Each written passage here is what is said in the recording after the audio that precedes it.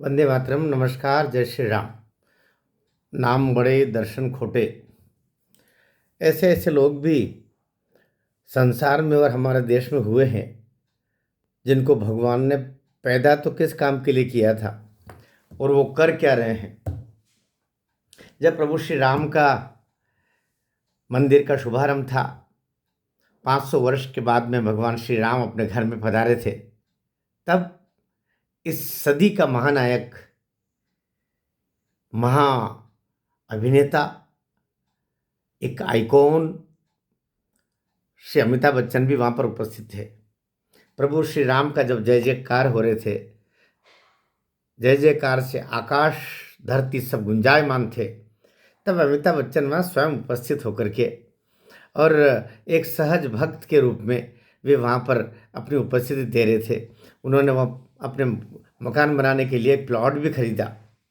एक और अमिताभ बच्चन, दूसरी ओर उनकी तथाकथित, अब तथाकथित शब्द ही बोलूँगा मैं, क्योंकि अमिताभ बच्चन की पत्नी होने के लायक तो लोग कहते हैं कि वो है नहीं या थी नहीं, लेकिन भाग्य में अमिताभ बच्चन का नाम लिखवा के आई ना, तो जया भादुड़ी, भादुड़ी ज़्यादा सही है।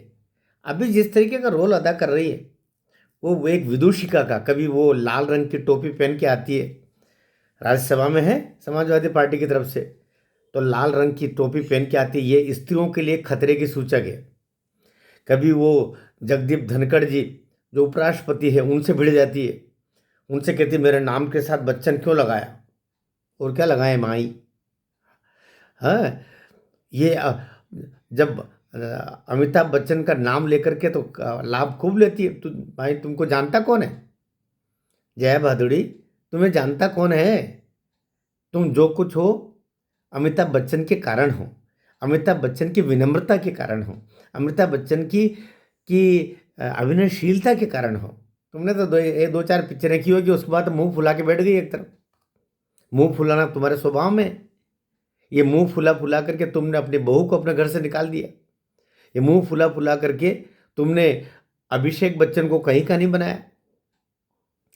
सुन लो ये, और मित्रों ये वीडियो उस जया भादुड़ी तक जरूर पहुंचा देना। मेरा कलेजा इसलिए दुखा हुआ है कि इस बार संसद में उन्होंने अति कर दी। राज्यसभा में उन्होंने कह दिया कि हजारों लोग मरे। अरे कितनी दुष्टा!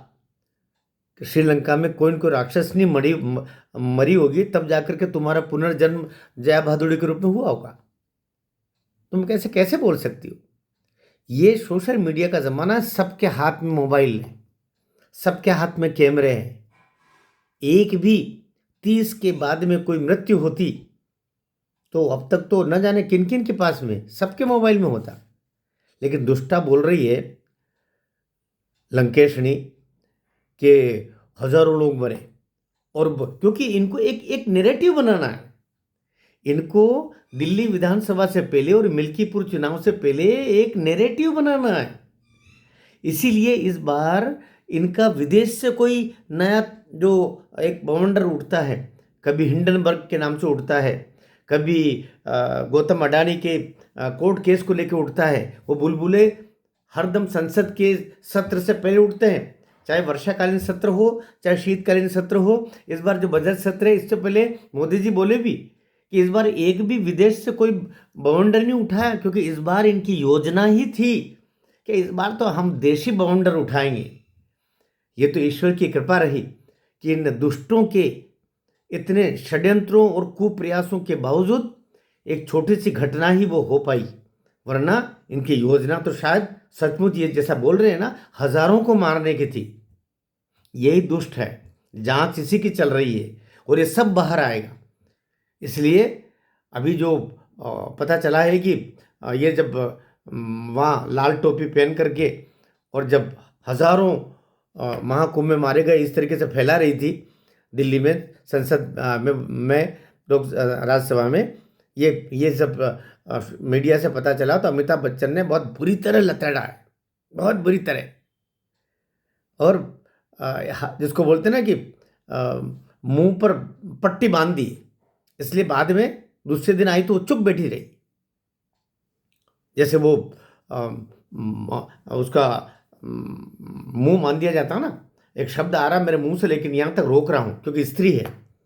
भले वो लंका की राक्षसनी का पुनर्जन्म हो लेकिन है तो स्त्री रूप में ना। भले वो लाल टोपी पहन ले लेकिन है तो भारतीय स्त्री ना। लेकिन जिस तरीके से योगी बाबा, मेरी तो सीधी बात है, आपको अच्छा लगे बुरा लगे मुझे इसकी कोई परवाह नहीं। आप मेरे उसको चैनल को लाइक करें, ये करें, सब्सक्राइब करें ना करें, मुझे बहुत ज़्यादा अंतर नहीं पड़ेगा। लेकिन मैं जो सनातन के खिलाफ, इस राष्ट्र के खिलाफ, योगी आदित्यनाथ के खिलाफ, नरेंद्र मोदी जैसे तपस्वी के खिलाफ, इन लोगों के खिलाफ जानबूझकर षड्यंत्र करके और एक गलत नैरेटिव बनाने का प्रयास करते हैं, ऐसे लोगों का के लिए मैं दुश्मन हूँ। इसलिए फिर मैं अपनी वाणी पर नियंत्रण रखने के बावजूद यदि थोड़ा बहक जाता हूँ तो मुझे आप क्षमा करना। अभी मिल्कीपुर जीतने के लिए एड़ी चोटी का जोर लगा रहे हैं, हर षड्यंत्र किया जा रहा है, लेकिन एक साधु योगी आदित्यनाथ अपनी जान लगा करके रात दिन जग रहा है। वो रोटी पानी सब एक तरफ, वो कि वही एक कुर्ता सलवटें आ गई उसके ऊपर, इधर उधर बैठता रह रहा, दौड़ रहा। तुमको शर्म नहीं आ रही, तुमको दया भी नहीं आ रही है उस व्यक्ति के ऊपर, उसके पीछे तुम लगे हुए हो। क्यों? क्योंकि वो कह रहा है कि यही समाजवादी पार्टी है जिसने राम भक्तों पर गोलियां चलाई और अयोध्या की जमीन लाल कर दी थी, सरयू का पानी रक्तिम कर दिया था। तुम वोट मांगने जा रहे हो? कोई यादव तुम्हारे साथ में नहीं है, अब कोई दलित तुम्हारे साथ में नहीं है, अभी कोई भी हमारा बंधु, सिर्फ विधर्मी तुम्हारे साथ में है, क्योंकि उनको तो सीधा चुनाव है। गाय को मां मानने वाले और गाय को भोजन बनाने वाले, इनमें अंतर है।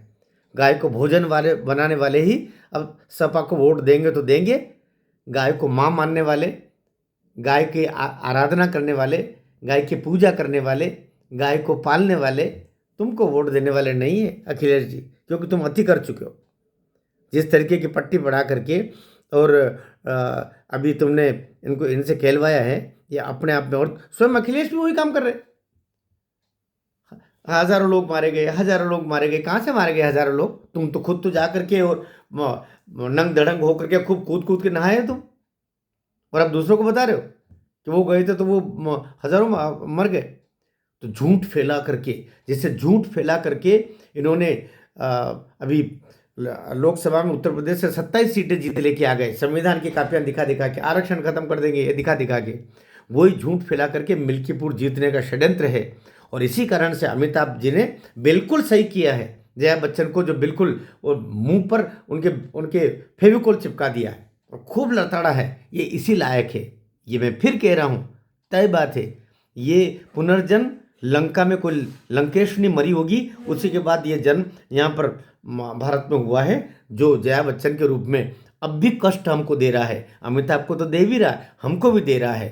भगवान इस दुष्टता से बचाए। भारत माता की जय।